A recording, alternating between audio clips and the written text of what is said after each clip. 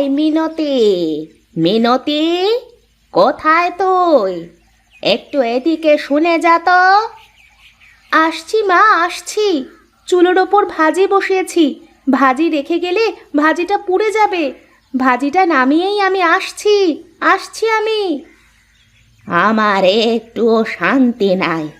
একটা বৌমা হয়েছে, তারপরেও সে আমার কোনো কথাই শোনে না। পাশের বাড়ির বউটা কত ভালো, শাশুড়িকে ছাড়া সে যেন কিছুই বোঝে না। শাশুড়ি মায়ের কত সেবা যত্ন করে, আর আমার বৌমাটা হয়েছে আমার কোনো কদর করে না। তুমি শুনছো না? ভাবি রান্না করছে, তারপরেও তুমি তাকে ডাকছো কেন? সে রান্না ফেলে তোমার কাছে কি করে আসবে শুনি? কি হয়েছে তুমি আমাকে বলো। না, থাক, তোকে বলে আর লাভ নেই।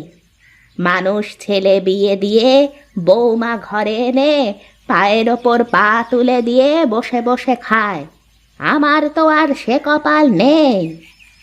মা, তোমার সমস্যা কি বলো তো? তুমি সব সময় ভাবির পিছনে লেগে থাকো কেন বলো তো? ভাবি তোমাকে বাড়ির কোনো কাজ করতে দেয় না, তারপরও তুমি ভাবিকে দেখতে পারো না কেন? আমি তো বললাম তোমার কি কাজ আছে বলো, আমি করে দিচ্ছি। থাক, তোকে আর ওর হয়ে ওকালতি করতে হবে না। তুই চুপ করে বসে থাক। তুই বাড়িতে কেন কাজ করতে যাবি? হ্যাঁ, কি হয়েছে মা বলেন? ডাকলেন যে কোনো কাজ করতে হবে? না, তোমাকে ডেকে আমি বড্ড ভুল করে ফেলেছি। যাও, তুমি গিয়ে আরাম করো গে, যাও। অমন করে বলছেন কেন মা? আপনিই তো ডাকলেন, তাই তো আসলাম আপনার কাছে। আপনার কিছু লাগবে? হ্যাঁ, দরকার তো ছিল যখন ডেকেছিলাম তখন। এখন আর কিছুই দরকার নেই। মা, আমি তো চুলাতে ভাজি বসিয়েছিলাম, তাই ভাজি নামিয়ে আসতে একটু দেরি হয়ে গেল। চুলার ওপরে ভাজি রেখে কি করে আসবো বলুন? বললাম তো, তুমি যাও, আমার কোনো কিছুর দরকার নেই। কখন থেকে দাঁড়িয়ে কানের মাথা খাচ্ছ? ভাবি, তুমি যাও তো কাজে। মায়ের আজ মাথা খারাপ হয়ে আছে। অমন করে বলতে নেই, তোমার মা হয় না? এমন করে কথা বলে? চুলগুলো কি হাল করে রেখেছো? এদিকে এসো, আমি তোমার মাথায় তেল দিয়ে দিই। আচ্ছা ঠিক আছে, চলো।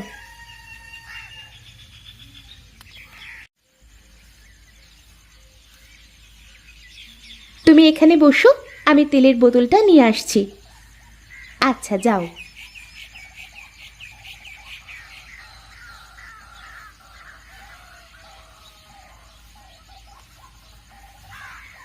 আচ্ছা ভাবি, আমাকে একটা কথা বলো তো, তুমি তুমি বাড়ির সব কাজ করো, তারপরেও যে মা তোমাকে দেখতে পারে না, এজন্য তোমার খারাপ লাগে না কোনো? পাগলি মেয়ে, খারাপ লাগবে কেন? সে তো আমার মা। মায়েরা মেয়েদেরকে কিছু বললে কি মেয়েদের খারাপ লাগে? দেখবে, তোমার মা একদিন ঠিকই আমাকে ভালোবাসবে। সত্যি ভাবি, তুমি অনেক ভালো। মেয়েদের শ্বশুরবাড়ি হলো তাদের আসল ঠিকানা, তাই শ্বশুরবাড়িতে চোখ কান বুজে থাকতে হয় মেয়েদের। ভালো ব্যবহার করলে একদিন সবার কাছে জায়গা পাওয়া যায়। তুমিও শ্বশুরবাড়িতে গিয়ে আমার মতো করে থাকবে, কেমন? আমি তো তোমার মতো এত কাজ পারি না। আমি কিভাবে থাকবো শ্বশুরবাড়িতে গিয়ে? তুমি এত কাজ করতে পারো, তারপরেও মা তোমাকে দেখতে পারে না, আর আমি তো কোনো কাজই পারি না। আমার যে কি হবে! তুমি কোনো চিন্তা করো না, তোমার বিয়ের আগে আমি সব কাজ তোমাকে শিখিয়ে দেব। আজ থেকে আমি সব কাজ শিখব, তোমার সব কাজে আমি সাহায্য করব। আচ্ছা ঠিক আছে, কিন্তু তোমার মা যেন না দেখে ফেলে, তার থেকে লুকিয়ে করতে হবে। আচ্ছা ঠিক আছে।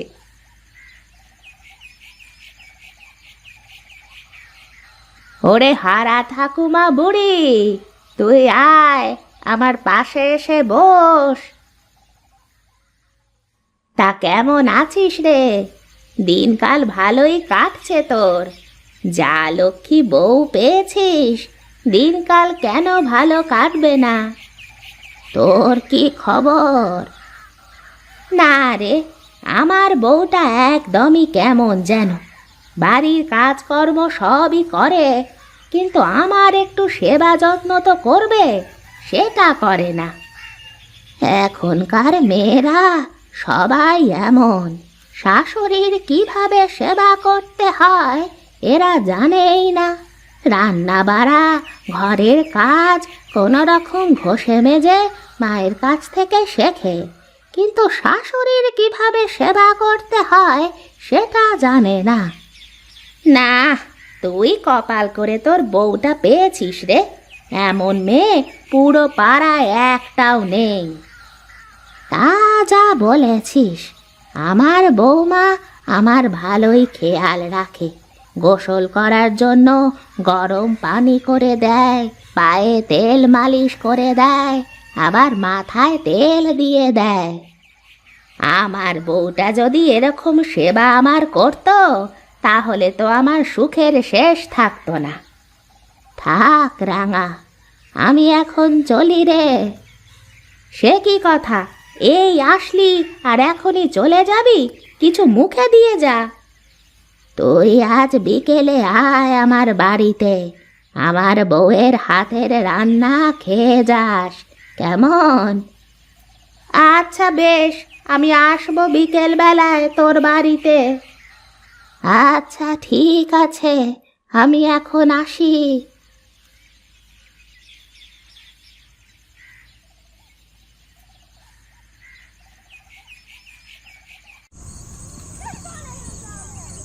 মা, অনেক রাত হয়েছে তো, চলুন খেয়ে নেবেন।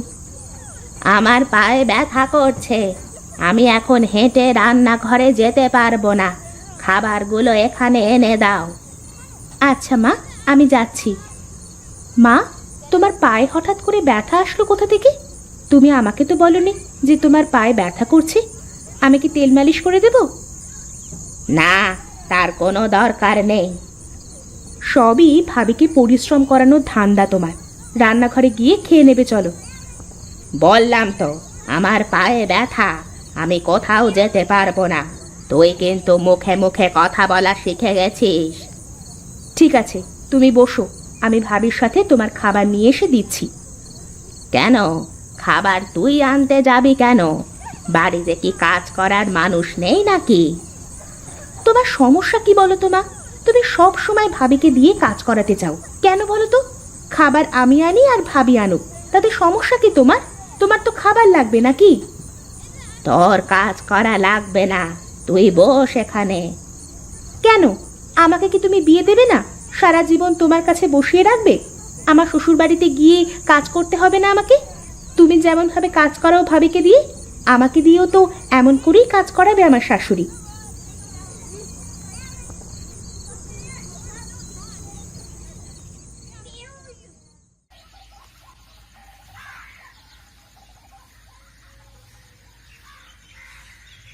কি রে ঠাকুরবুড়ি, কেমন আছিস তুই? সে কথা আর বলিস না রে, আমার সব সুখ শেষ। আমার বউটা নতুন বাড়িতে এসে আমার কত সেবা যত্ন করত, কিন্তু এখন সে পুরোপুরি পাল্টে গেছে। আমার ছেলেটা পর্যন্ত আমার সাথে ভালোভাবে কথা বলে না। আমি খেয়েছি কি না খেয়েছি কিছুই দেখে না। কিন্তু তোর বউটা এমন কেন হয়ে গেল রে? তোর বউটা তো অনেক ভালো ছিল, কত খেয়াল রাখতো তোর, মাথায় তেল দিয়ে তেল মালিশ করে দিত। এমন হয়ে গেল কেন মেয়েটা? না রে, প্রথম প্রথম যা করতো সবই আমার মন জয় করার জন্য।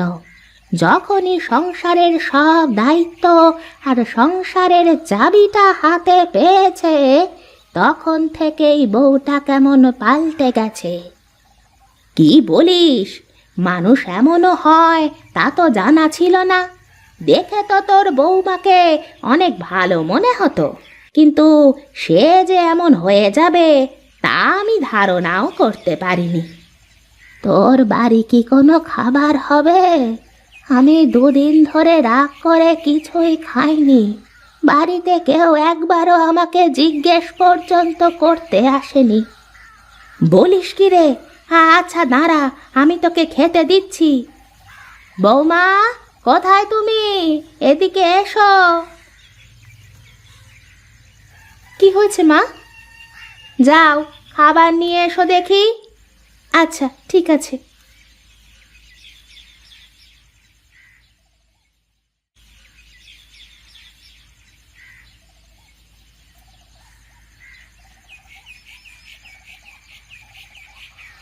এই নিন, খাওয়া শুরু করুন।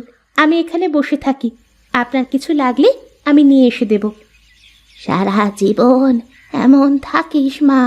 আসলে অনেক লক্ষ্মী একটা মেয়ে তুই। সংসারের দায়িত্বটা হাতে পেয়ে কত সুন্দর করে সংসারটা গুছিয়ে রেখেছিস।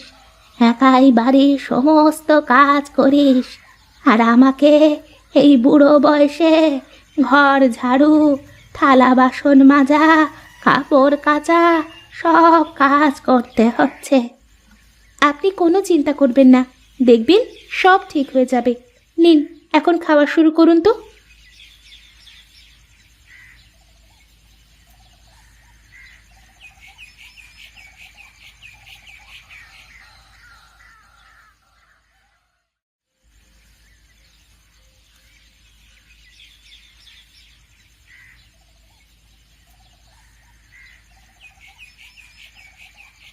কি রে মা, তুই না জানিয়ে চলে আসলি যে?